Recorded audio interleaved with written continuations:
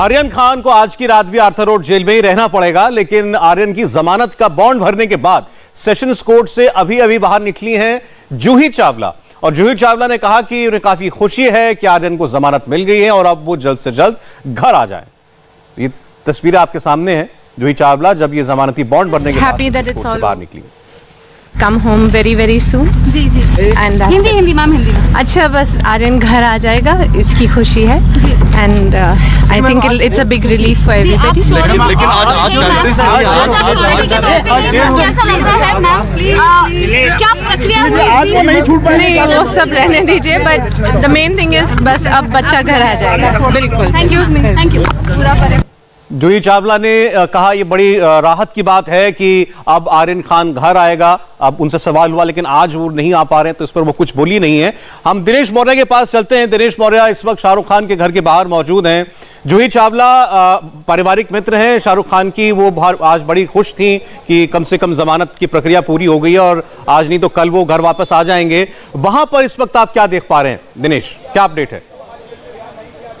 देखिए, मैं तस्वीरों के जरिए आपको दिखाने की कोशिश करती हूँ। सामने मन्नत बंगला और सामने मन्नत बंगले के टेरेस पर इस समय जो है तो कुछ कर्मचारी है जो है वो बैक साइड पर है और सामने जो एक कर्मचारी को आप देख रहे हैं, मन्नत बंगले को सजाने का काम चल रहा है। अब से कुछ ही देर पहले करीब 7 से 8 कर्मचारी मन्नत बंगले के टेरेस पर आए तो उनके साथ लाइट्स थे, उस लाइट से जो है मन्नत बंगले को सजाने का काम शुरू हो गया है। दिवाली 4 तारीख को, आमतौर पर जब भी दिवाली आती तब इस बंगले को सजाया जाता है, लेकिन दिवाली के पहले ही 2 तारीख को 2 नवंबर को शाहरुख खान का जन्मदिन है और कल आर्यन खान आएंगे, लेकिन उसके पहले आज ही जो है इस बंगले को लाइट से सजाने का काम यहाँ पर शुरू हो गया है।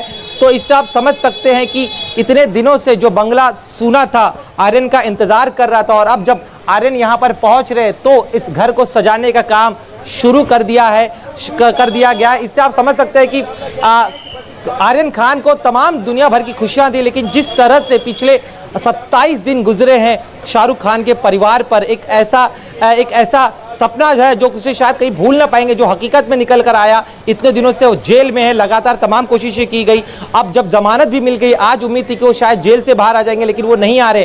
फिर भी कोशिश यही कर रहे हैं कि जब भी आर्यन यहाँ पर आए तब जो है उसके बाद ही जो है पूरा शाहरुख खान परिवार जब उन्हें देखेंगे, जेल से बाहर जब आएंगे तब वो राहत की सांस उन्होंने ले ली जब उन्हें जमानत मिली, लेकिन अब भी आज की रात उन्हें गुजारनी पड़ेगी। तो थोड़े मायूस जरूर हुए, लेकिन राहत इतनी है कि उन्हें रिलीज मेमो जो है वो उनकी लीगल टीम को मिल गया है। कोशिश यही होगी उनकी तरफ। अच्छा, ये और बताइए दिनेश कि कल जब से हाईकोर्ट का ऑर्डर आया, जमानत दी गई आर्यन खान को, तब से शाहरुख खान के घर के बाहर उनके फैंस का पहुंचना जारी था। पोस्टर्स लेकर के आए थे जिस पर आर्यन खान नजर आ रहे थे हर जगह पर। क्या वो भीड़ अभी भी वहां पर है या उन तक भी खबर पहुंच गई कि आज वो बाहर नहीं आ पा रहे हैं? जी बिल्कुल, देखिए भीड़ अभी भी है। मैं कोशिश करूंगा, अपने कैमरा पर्सन से गुजारिश करूंगा कि आपको तस्वीरें दिखाए। बड़ी संख्या में सुबह से ही फैंस यहां पर मौजूद थे, लेकिन अब चूंकि तय हो चुका है कि आर्यन खान यहां पर आज जेल से नहीं छूटने वाले, उसके बाद मुंबई पुलिस के जो जवान यहां पर है वो इन फैंस को इस पूरे इलाके से बाहर निकाल रहे, क्योंकि बहुत दूर दूर से फैंस यहां पर पहुंचे थे, सैकड़ों की संख्या में थे।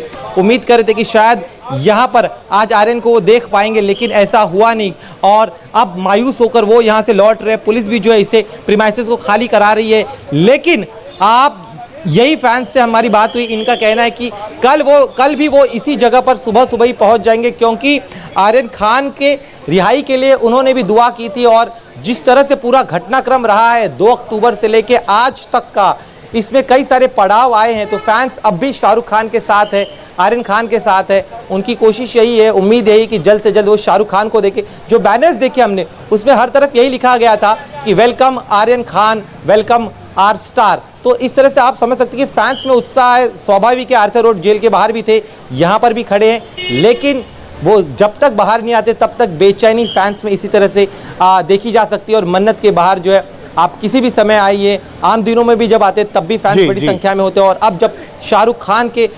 जब वापस आ रहे तब तो ये जो संख्या है वो और भी ज्यादा बढ़ गई है। जी, एक बार राजेश के पास हम चलते हैं। राजेश, आपने भी दिनेश, आपने भी सबने इस पूरे मामले को जब से शुरू हुआ देखा है, कवर किया है। राजेश, लोग ये जरूर महसूस कर रहे हैं कि इस मामले में आर्यन खान की रिहाई में कहीं ना कहीं देर हर पड़ाव पर होती रही है। हाईकोर्ट में भी 3 दिन तक सुनवाई होती है, जमानत का ऑर्डर भी आ जाता है, लेकिन तब भी वो नहीं छूट पाते हैं। ऐसी क्या जटिलता है प्रक्रिया की?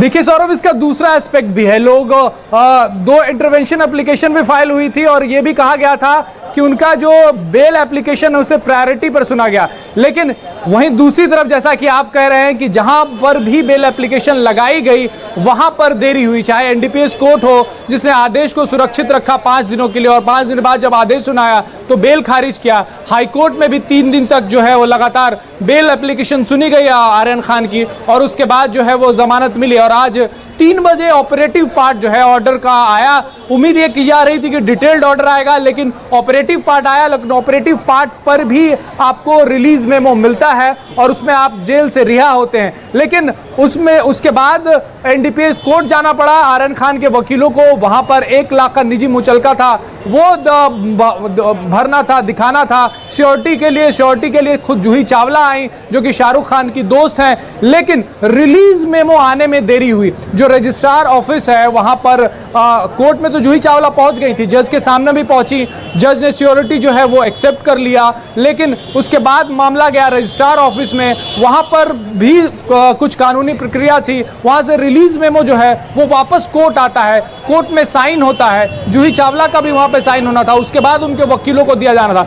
ये जो प्रोसेस था रजिस्ट्रार ऑफिस से कोर्ट तक रिलीज मेमो आने में, उसमें देरी हो गई। 5:30 का वक्त जो है उसी में निकल गया और यही वजह है कि वो रिलीज मेमो जो है वो आर्थर रोड जेल नहीं पहुंच पाया, जिसके वजह से आर्यन खान जेल में रहेंगे। तो आप जैसा कह रहे थे कि कहीं ना कहीं दिक्कतें सामने आती रही हैं कानूनी अड़चनों में, लेकिन उसका दूसरा एस्पेक्ट जो मैंने बताया कि प्रायोरिटी पर उनकी बेल हियरिंग भी हुई है और उन्हें जमानत भी मिली है। जी ठीक है, दोनों तरीके से इसको देखा जा सकता है। हमारे साथ कुछ मेहमान भी जुड़ने जा रहे हैं।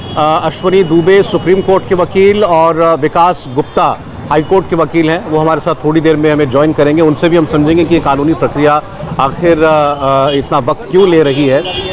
दिनेश, आप अभी थोड़ी देर पहले दिखा रहे थे कि तैयारी हो रही है शाहरुख खान के घर को सजाने की, और ये सजावट उनके जन्मदिन को लेकर हो, दिवाली को लेकर हो, सबसे ज़्यादा महत्वपूर्ण है कि उनके बेटे की रिहाई हो रही है। वो कल घर आएंगे तो इसकी खुशी वो दुनिया के साथ शेयर करना चाहते हैं और जाहिर है ये 24-25 दिन उन पर बहुत भारी बीते हैं।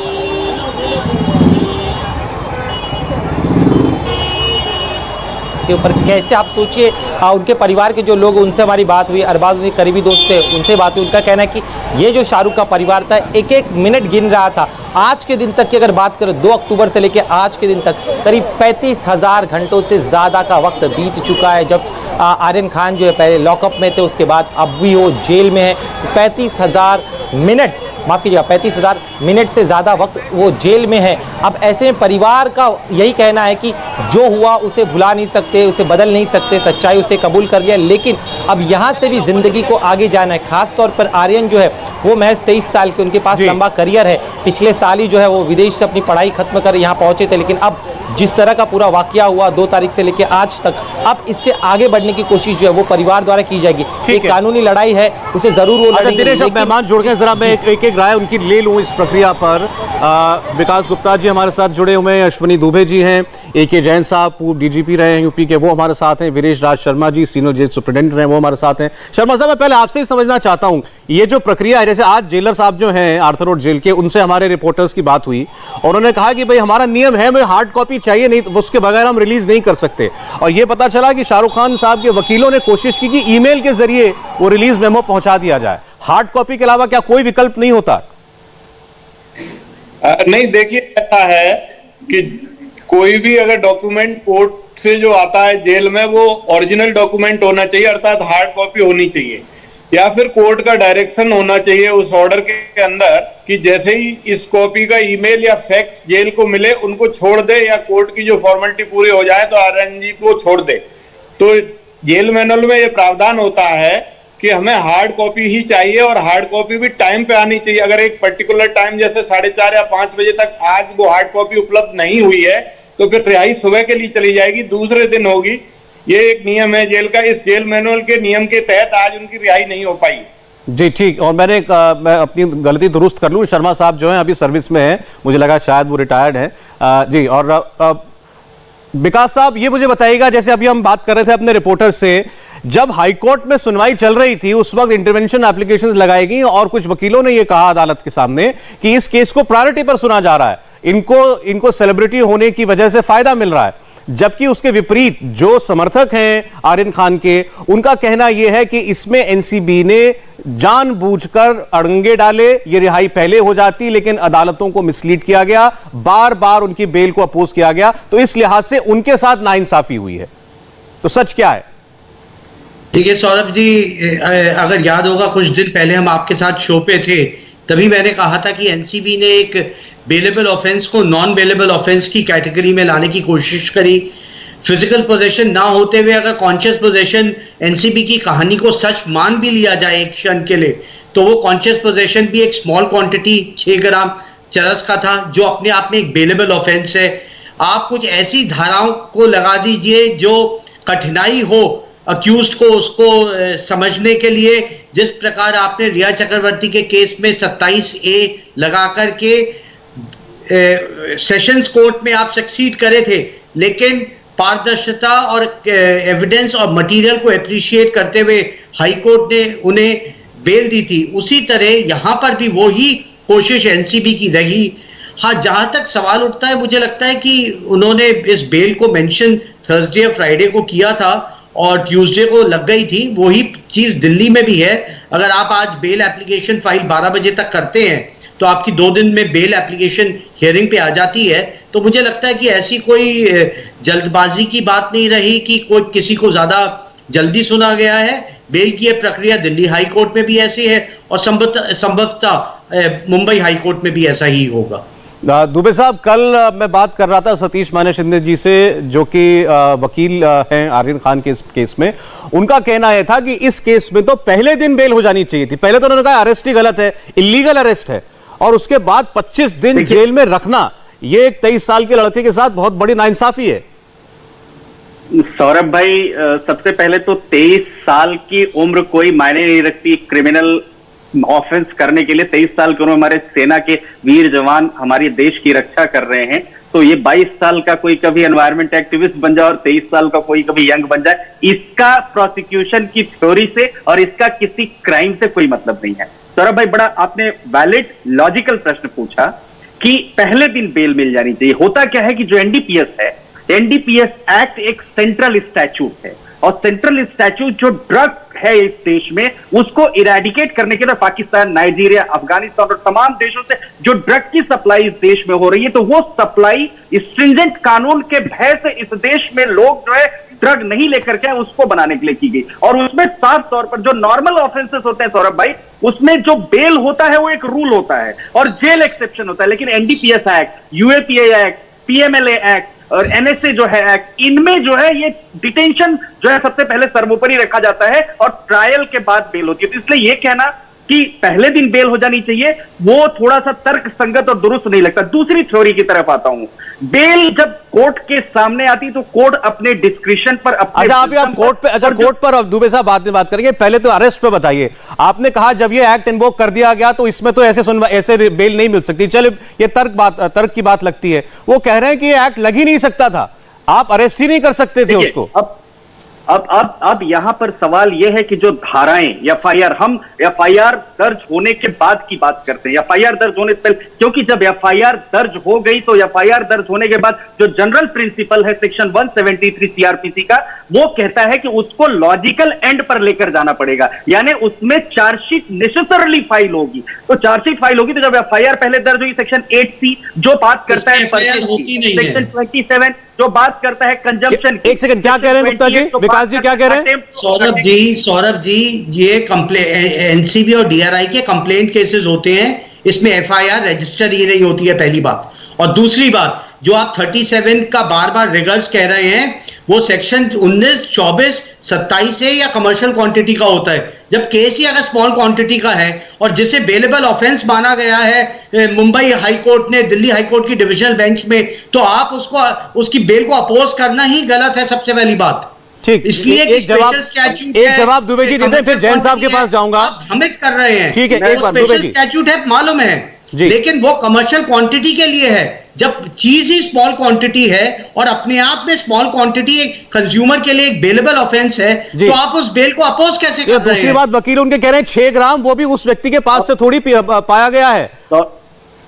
सौरभ जी, सवाल यहाँ पर दो बातें। हमारे लायक मित्र विकास गुप्ता जी ने बड़ी अच्छी बात कही, बीच में हमारा जो राइट है बोलने का उसको एनकरोच करके बीच में आए। मैं सवाल यहाँ पे कह रहा हूं कि जो एफआईआर दर्ज हुई या जो ऑफेंस इन्वोक हुआ, क्षमा करिएगा विकास गुप्ता जी के शब्दों के अनुसार, जो एफआईआर इन्वोक हुआ वो धारा 8C, धारा 27, धारा 28, धारा 29, 35 और उसके बाद रिगर्स 37 के अप्लाई होने की बात है। मैं यहां पर एक छोटा सा कहना चाहूंगा, ऐसा नहीं था कि इलीगल अरेस्ट थी, ऐसा नहीं था कि ये उनको जब कहीं डिटेन करके रखा गया था, ये अरेस्ट लॉफुल अरेस्ट था। और सेशंस कोर्ट ने भी, स्पेशल कोर्ट मैं कहूंगा, और हाई कोर्ट ने, दोनों ने अरेस्ट को इलीगल नहीं कहा। अगर अरेस्ट को इलीगल कहते तो विकास गुप्ता जी की जो थ्योरी है 1 मिनट के लिए हमारे, आपके और दर्शकों के लिए सबके नजर में आ जाती है, लेकिन यहां तो प्रॉपरली अरेस्ट इलीगल नहीं है।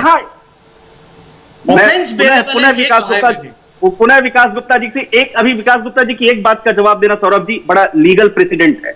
बॉम्बे हाई कोर्ट के सामने पिछले साल 2 ऐसे महत्वपूर्ण मुद्दे आए जिसमें जजमेंट दिया Bombay high court. Bombay high court Shobhit Chakraborty versus Union of India के केस में कहा, बेल डिनाई किया और कहा कि जो प्रोक्योरमेंट ऑफ ड्रग है या पोजीशन है, पोजीशन शोभित चक्रवर्ती के पास से नहीं आया, कोई रिकवरी नहीं हुई, लेकिन एनडीपीएस के एक्ट का हवाला दिया गया जो बेल की बात नहीं करता है। दूसरा, रिया चक्रवर्ती के केस में, क्षमा करिएगा 1 मिनट के लिए विकास जी, और रिया चक्रवर्ती के केस में उसी हाईकोर्ट ने साफ तौर पर कहा कि जो एनडीपीएस के ऑफेंस है वो कॉग्निजेबल है, नॉन वेलेबल है, इसलिए रिगर्स जो सेक्शन 37 के वो फॉलो होंगे। चलिए ठीक है, अच्छा ठीक है दुबे साहब, अब यहां जब अगर कोई सवाल सीधा सीधा एजेंसी के ऊपर ही उठा दे, उसकी कार्रवाई को निष्पक्ष ना बताए, तब यह सवाल उठता है कि क्या जानबूझकर किसी को टारगेट किया गया, जो आरोप बहुत से लोग लगा रहे हैं। मैं जैन साहब के पास जाना चाहता हूं, क्षमा चाहता हूं जैन साहब, देरी से आया आपके पास।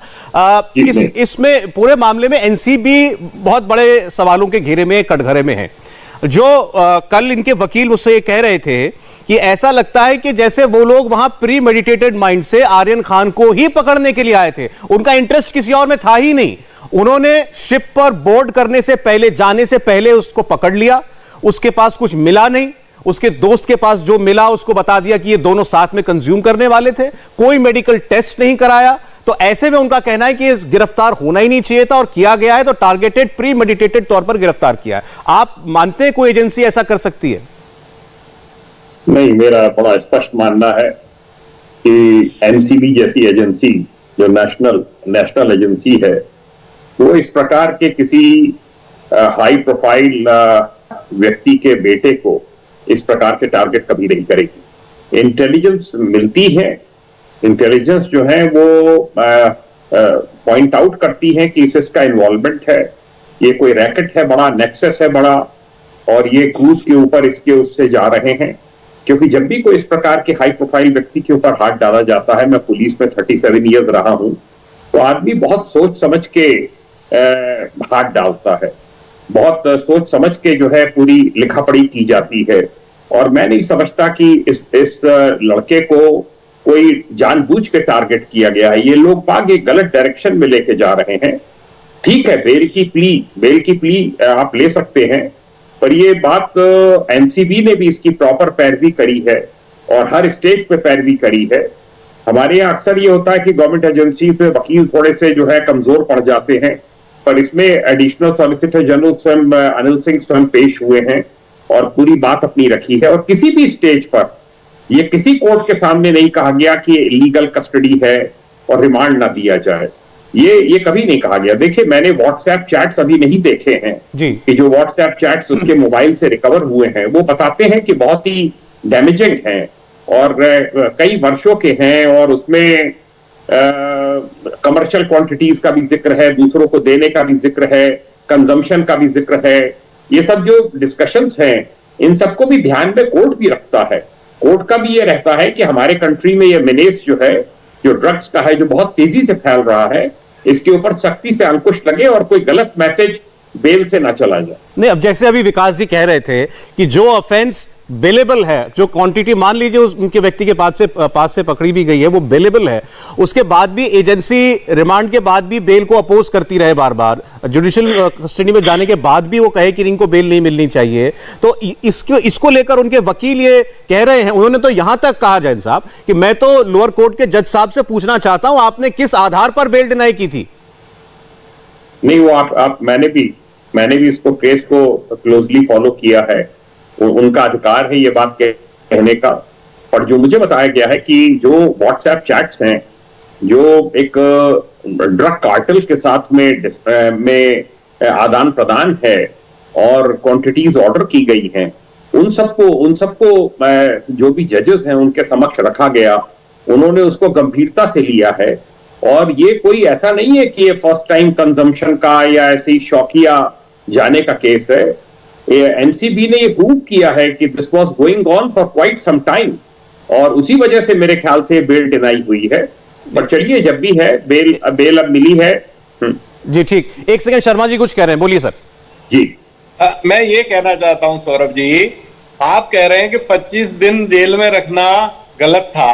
इसमें मैं ये एंगल बताना चाहता हूं, आप देश की जेलों का सर्वे कर लीजिए, एनडीपीएस और इस तरह के केसेस में 25 दिन कुछ नहीं है, लोग 2.5-3 साल जेलों में पड़े हुए हैं। अगर ये एक प्रेसिडेंट बन जाए कि 25 दिन में इस तरह का केस में कोई भी व्यक्ति बाहर आ जाएगा तो देश के युवाओं के लिए बहुत लाभ होगा। मैं कहना ये चाहता हूं कि बात ये युवाओं के भविष्य की है। आप जेलों का सर्वे करिए और सभी एजेंसी, चाहे वो पुलिस हो, चाहे एनसीबी हो, चाहे कोई भी स्पेशलाइज्ड एजेंसी हो, इसी तरह अपने केस को अपोज करती है। जज ने या चाहे वो हाई कोर्ट का हो, उसका अधिकार है। ये तो कहा नहीं कि उनको गलत अरेस्ट किया गया, अतः जस्टिस ये तो ट्रायल में मैटर आएगा कि ये सही है या गलत है। जहां तक जेल का एंगल है, मैं ये बताना चाहता हूं कि लाखों, पूरी आप यूपी और पूरे देश की जेलों का सर्वे कराइए, सेम केसेस में इससे भी छोटी धाराओं में। शर्मा साहब आप बिल्कुल ठीक कह रहे हैं, मैं आपसे सहमत हूं। ये तर्क कोई नहीं दे रहा कि ये शाहरुख खान के बेटे हैं तो इसीलिए 25 दिन क्यों जेल में रह गए। ये जरूर है कि शाहरुख खान की वजह से इस मामले की चर्चा ज्यादा हुई। अब चर्चा हुई, एजेंसी पर सवाल उठे, अब एजेंसी के बारे में कहा गया कि भाई इन्होंने बदनीयती के साथ केस बनाया है, इसीलिए यह सवाल उठ रहा है। देखिए, ये प्रश्न बाद में इन्वेस्टिगेशन के, इस पर भी इन्वेस्टिगेशन चल रही है, आपको मालूम है कि ये गलत थी या सही अरेस्ट थी। लेकिन मैं कहना ये चाहता हूं कि इस तरह के केसेस में हमारे लाखों युवा जेल में सेलिब्रिटी होने का, मैं तो ये कहूंगा कि फायदा हुआ है। सेलिब्रिटी होने 25 दिन के अंदर आप बाहर आ गए। आम नागरिक इस तरह नहीं आ सकता बाहर। मैं खुद देख रहा हूं एक जेल के अंदर कि कितनी जद्दोजहद के बाद परिवार बर्बाद हो जाते, तब बच्चे बाहर आ पाते। इसी पे तो हम पहले चर्चा कर रहे थे कि क्या उनको सेलिब्रिटी होने का फायदा मिला। विकास जी, आप सहमत नहीं थे इस बात से? देखिए, जेल सुपरिटेंडेंट साहब को ये मैं बताना चाह रहा था, और इनका तो अनुभव जेल का बहुत ज्यादा अनुभव है। इसमें 3 क्वांटिटीज रहती हैं, स्मॉल क्वांटिटी, इंटरमीडिएट और कमर्शियल क्वांटिटी। जिसकी आप हजारों लोगों की रेफरेंस दे रहे हैं, वो इंटरमीडिएट क्वांटिटी और कमर्शियल क्वांटिटी के लोग जेलों में हैं। स्मॉल क्वांटिटी जहां पे प्रावधान ही सिर्फ 6 महीने की सजा का है, उसमें आप सालों साल तक कैसे जेल में किसी को रख सकते हैं, मुझे जरा बताइए। दूसरी बात, हाँ, ये कॉग्निजेबल ऑफेंस है। कॉग्निजेबल ऑफेंस का मतलब कि पुलिस ऑफिसर के पास पावर है बिना वारंट के अरेस्ट करने की।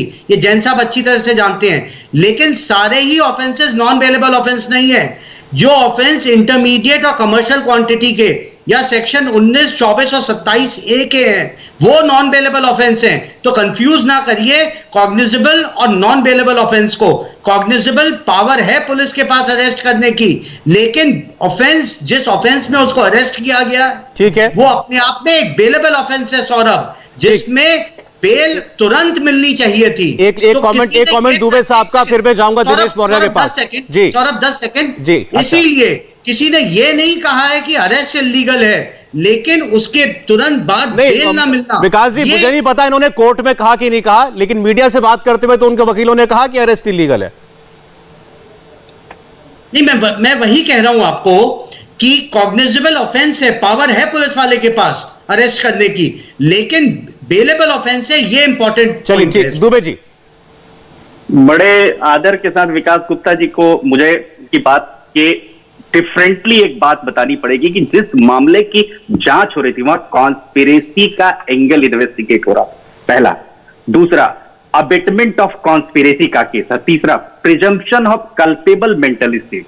चौथा, 8C rate with section 20B जो कंजम्पशन और परचेज दोनों की बात करता है। और इंटरनेशनल ड्रग्स, पूरी जो प्रोसिक्यूशन की थ्योरी है वो इंटरनेशनल ड्रग रैकेट और पेडलर्स को एक्सपोज करके और एलसीबी के डोमेन में लाने की है। तो किसी एक इंडिविजुअल के एक ऑफेंस में जब बहुत सारे लोग होते हैं तो एक इंडिविजुअल के केस को ऐसा नहीं कहा जा सकता कि केस नहीं बनता है। दूसरा, सौरभ जी, बड़े आदर के साथ आपको बताना चाहूंगा कि कल या परसों ही से उसी स्पेशल कोर्ट ने उड़ीसा के 2 लोगों को जो उस क्रूज पर मौजूद थे बेल दिया, यह कहते हुए कि merely presence does not merely being present there means that you have not इसको ही तो कोट कर रहे हैं आर्यन खान के वकील दुबे साहब, इसी बात को वो कह रहे हैं। तो लेकिन इनका जो इनके खिलाफ प्राइमा फेसी एविडेंस मिला, वो व्हाट्सएप चैट मिला, इसीलिए उन्होंने कहा चलिए ठीक है, जो आप बात कर रहे हो कॉन्शियस पोजीशन की बात कर रहे हो, चलिए ठीक है, थोड़ा सा यहाँ पर इस पूरे प्रकरण के जरिए सबकी कानून की नॉलेज बहुत ज्यादा बढ़ गई है हम लोगों की।